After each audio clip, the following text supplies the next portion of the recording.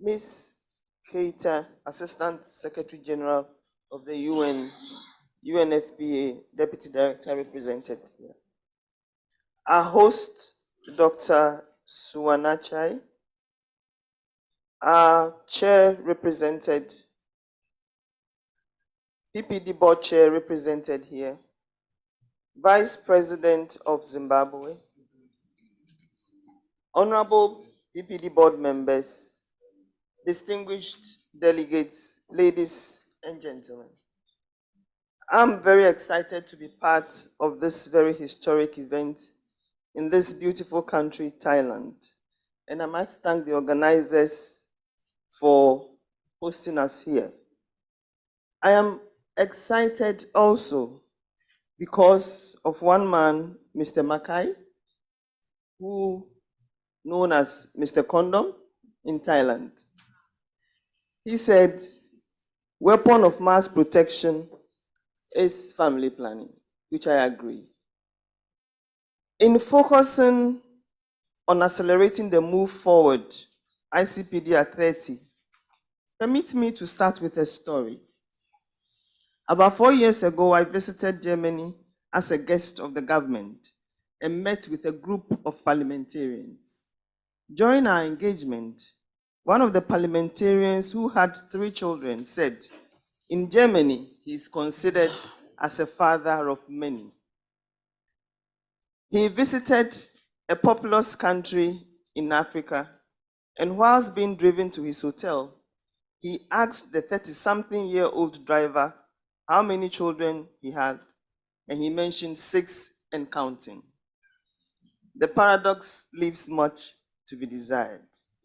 A quote by Mr. Condom in Thailand, who set up the Population and Development Community, the Population Community Development Association, said, it is just common sense that when there are 2 mouths to feed than rice, there's nothing else you can do, unquote. Mr. Chair, host, Africa cumulatively has a net population increase of about 33 million, which is near the population of Malaysia or Ghana, my country, despite the relatively high mortality rates. Child marriage, high teenage pregnancy rates, high unmet need for family planning, negative cultural beliefs, patriarchal system, ignorance, and misinformation put many women on the path of involuntary reproduction, with many far-reaching negative consequences of high maternal mortality and morbidity, high unemployment, insecurity, amongst others. The COVID-19 pandemic, a neutral phenomenon, widened the deep inequalities already created along fertility lines in almost all aspects of our lives and livelihoods, with the poorest in the developing countries being worst affected, unfortunately, leaving many more people behind. In the fast world of automation, digitalization, which has been accelerated by the COVID-19 pandemic and climate change, access to jobs more than ever requires adequately educated individuals, and once again, the poorest people in the developing countries are left further behind without quality education and relevant skills for the 21st century.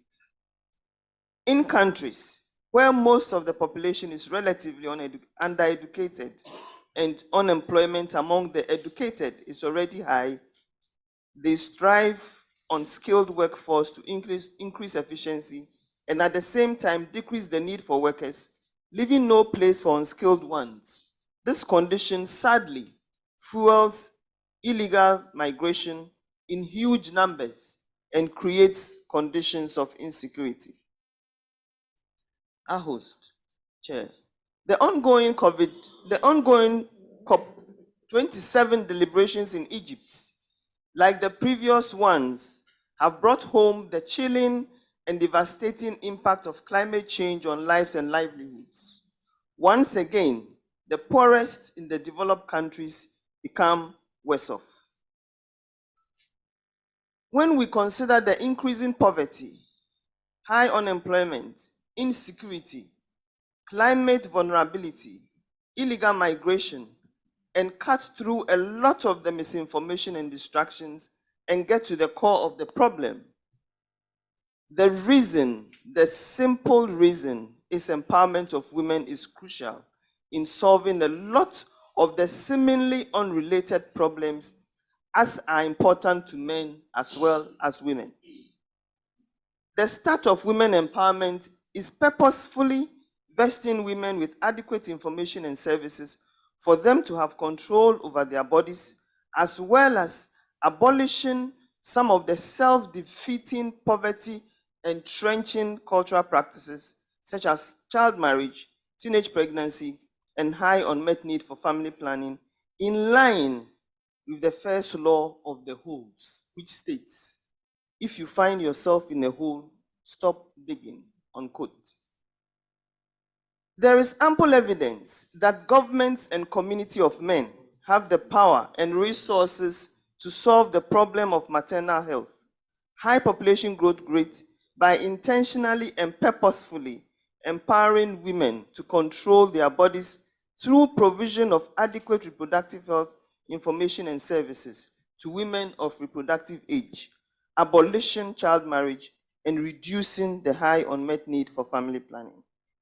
This depicts that women will have fewer, healthier babies, which makes it easier to solve many seemingly unrelated issues such as poverty reduction, hunger, reducing civil strifes, and building resilience to withstand some of the devastating impact of climate change, even as we reduce our carbon footprint. Protecting women's rights and giving them control over their bodies is protecting everyone's rights.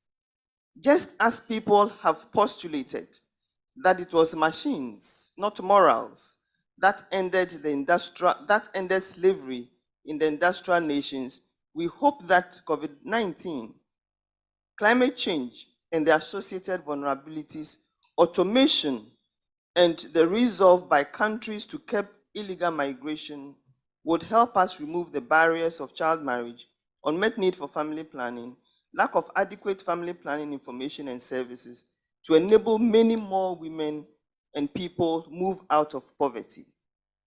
We cannot ensure healthy lives and promote well-being for all at all ages without focusing on reproductive health information and services as an integral part of the development ecosystem, because inequality is always along those lines. However, in case our duty bearers want to continue to maintain the status quo or progress at a slow pace, at a minimum, they owe their citizens a duty to make known the social, economic, and environmental costs of their choices and their reasons for supporting those positions amidst a compelling body of knowledge begging for attention and use for the well-being of all. In accelerating the forward march 30 years on, my country, Ghana, and Africa need to consider certain points. The first is abolition of child marriage from the continent by all stakeholders, religious, traditional, government, and relevant stakeholders. Child marriage is still digging the hole and staying in the hole. But the first law of the hole is when you fall in the hole, stop digging. Child marriage endangers the lives of children and their offsprings. It sustains high population growth and puts pressure on our limited health and educational infrastructure, with its attendant low health and educational outcomes of children, a potent combination that creates and maintains intergenerational poverty. It actually leaves generations unborn and born behind. That is what child marriage does. The second point is production of contraceptive methods.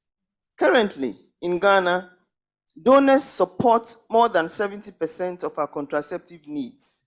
However, local production of contraceptive methods, as is done globally, should attract national attention because it is central to promoting healthy mother, healthy child, and a healthy population. Local production of this essential commodity is considered exceptionally prudent now because African governments advocating for COVID-19 and other vaccine production without a focus on contraceptives warrants that many more people survive, but few might thrive and exposed to climate vulnerabilities. Therefore, all stakeholders, PPD, multilateral agencies, governments, private sector, the World Bank, Gates Foundation, and all else should support with resources the production of contraceptive methods with a focus on the long-acting reversible methods by combined efforts with pharmaceutical companies in Ghana and on the continent. Third, immunization services prevent diseases of public health importance to enable citizens, especially children, to survive and thrive. And so integration of those services with family planning are key. Contraceptive methods, especially, as has been said from Ethiopia, in the postpartum periods prevent women from unintended and mistimed pregnancies to enable mothers and babies survive and thrive. Immunization and family planning programs are thus considered mutually supportive of mother and child health, and service delivery must be integrated. Third, effective communication strategy. Just as we seriously discussed and found ways to counter the threat of misinformation and disinformation during COVID-19 pandemic, we should strategize to address the misinformation and disinformation about the role of reproductive health information and services to our individual and collective well-being in meeting the SDG goals and in creating the Africa we want and leaving no one behind. The next one is partnership. There is the need to build partnership around action points and coordination amongst the various groups, just like the groups for climate mitigation and adaptation at the ongoing COP27. These members would implement programs to achieve the goals guided by facts and informed by evidence. I would like to submit that for us to accelerate the ICPD Goals 30 and create the Africa we want, we need, first and foremost, to abolish child marriage in Ghana and in Africa. Africa needs to produce family planning methods, train service providers equitably and in good numbers, integrate family planning and immunization services, and finally, mount an effective campaign in a collaborative, consistent, and committed fashion. So I thank you for your attention.